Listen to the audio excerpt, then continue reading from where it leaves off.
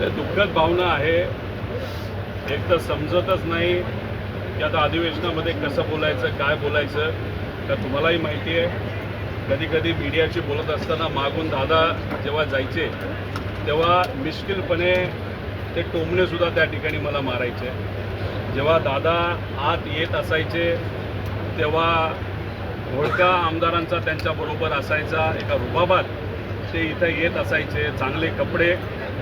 या अधिवेशनामध्ये येणारा पहिला माणूस, पहिला नेता कोण असायचा रोज, तर ते अजितदादा असायचे। आणि सगळ्यात शेवट जाणारा नेता कोण असायचं, ते अजित काका त्या ठिकाणी असायचे। असं एक व्यक्तिमत्व आज आपल्यात नाही। जेव्हा केव्हा त्यांनी अधिवेशनामध्ये मुद्दे मांडलेत, नाही तर एखादा निर्णय मंत्री म्हणून घेतलेला आहे, तो निर्णय घेत असताना महाराष्ट्राला केंद्रबिंदू ठेवलेला आहे।